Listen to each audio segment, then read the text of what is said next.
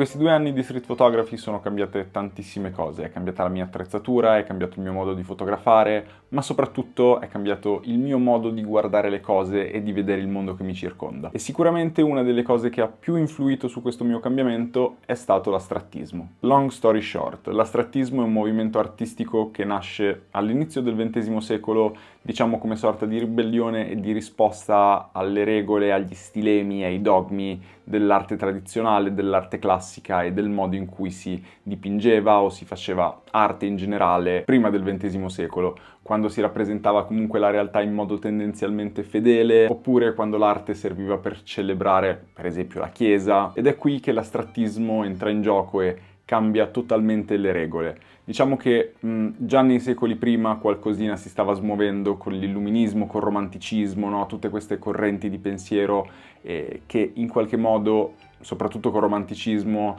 hanno iniziato a far prendere coscienza di sé all'uomo. Quindi possiamo sicuramente dire con certezza che l'astrattismo, grazie anche ai suoi esponenti quali Kandinsky, Rothko, Mondrian, ha cambiato per sempre il modo in cui il mondo veniva rappresentato dagli artisti, ma soprattutto ha dato modo agli artisti di rappresentare il loro mondo interiore. Ma all'inizio del XX secolo stava nascendo, e diciamo era ancora una cosa relativamente nuova, la fotografia. Quindi chiaramente alcuni fotografi dell'epoca abbracciarono l'astrattismo e iniziarono a incorporarlo nelle loro opere. Facendo un salto avanti di qualche anno e arrivando circa alla street photography per come la conosciamo ora, alcuni degli artisti che hanno incorporato l'astrattismo nei loro lavori, ma in realtà ce ne sono molti altri, perché quando parliamo di astrattismo nella street photography, nella fotografia, ma in generale, non dobbiamo immaginarci per forza un qualcosa di incomprensibile, di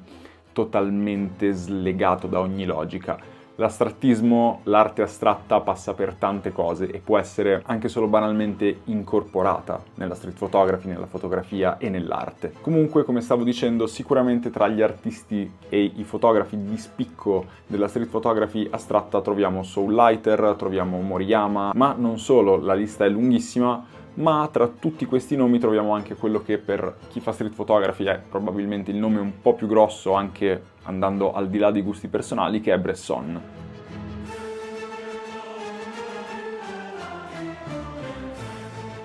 Questo sicuramente perché l'astrattismo ha aiutato tantissimo questi fotografi a esprimere quello che avevano dentro attraverso la street photography,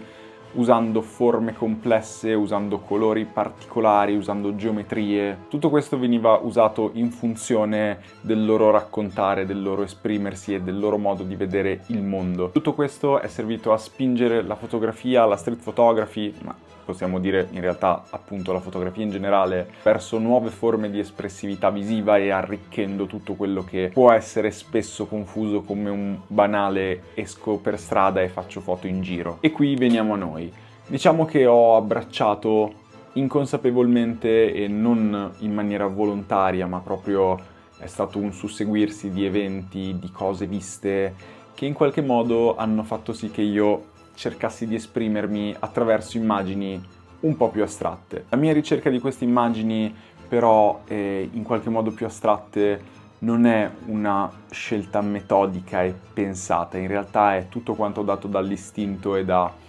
quello che in qualche modo cerco di esprimere quando faccio foto, di metterci del mio, di metterci la mia visione nel mondo, ma è un processo molto molto molto naturale, non c'è niente di costruito, nel senso che quando esco magari penso al fatto che voglio scattare una persona in un determinato punto in quel modo. In realtà è tutto quanto dato da ciò che arriva sul momento. Vedo un palazzo, vedo degli adesivi su un vetro con una persona dietro, penso, bam, ok, voglio metterlo lì, e questo mi dà modo di esprimere la mia fotografia senza concentrarmi, anzi tralasciando quasi totalmente in realtà ogni aspetto tecnico, ogni aspetto di quello che può essere magari la direzione della luce, i settaggi della fotocamera, diventa tutto quanto molto istintivo e prendo, diciamo, la strada un po' come se fosse una tela in cui vedere cose e attaccarle sopra e poi solo alla fine magari cercare di dargli un senso logico, ma in realtà quest'ultimo punto non è obbligatorio, molto spesso possono essere anche solamente degli sfasi che in quel momento trovavo belli.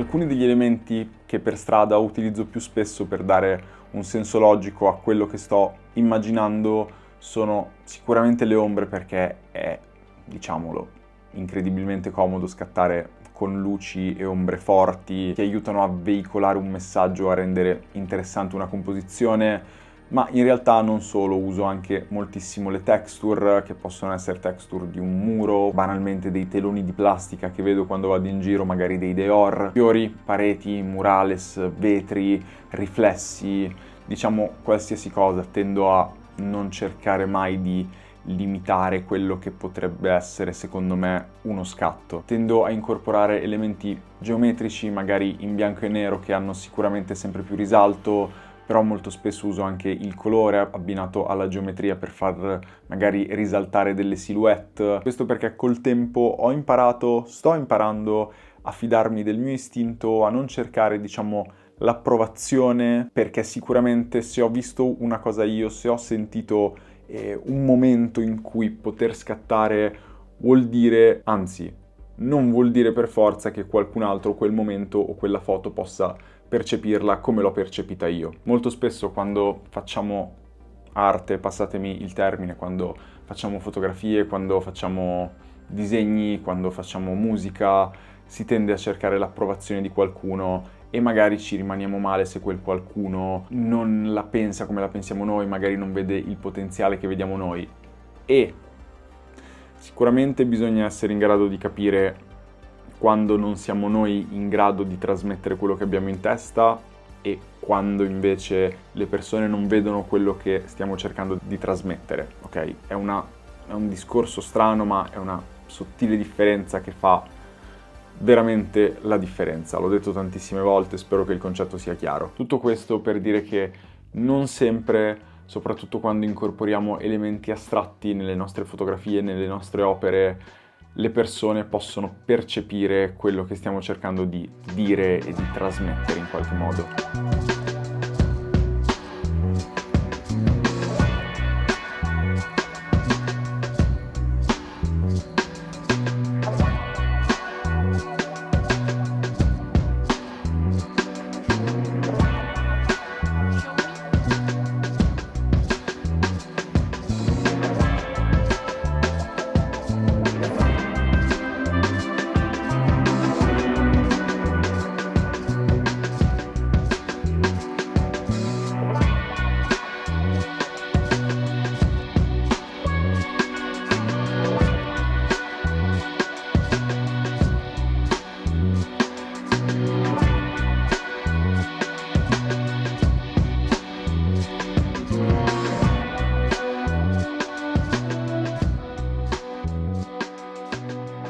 La street photography, ma la fotografia in generale, a un certo punto diventano un potente strumento narrativo con cui veicolare messaggi o sentimenti e che è capace in un modo unico di offrire una visione più intima e più retrospettiva del mondo e dell'artista. E secondo me è proprio questo livello di complessità aggiunto che dà alle fotografie, alle mie fotografie, alle vostre fotografie, alle fotografie degli artisti che seguo, oppure banalmente alle opere in generale degli artisti, che siano libri, che siano canzoni, che siano quadri, statue, qualsiasi cosa che gli dà quel boost, che mi fa venire dei dubbi, delle domande, che mi fa venire voglia di guardarlo, che mi fa venire voglia di capire e di andare oltre al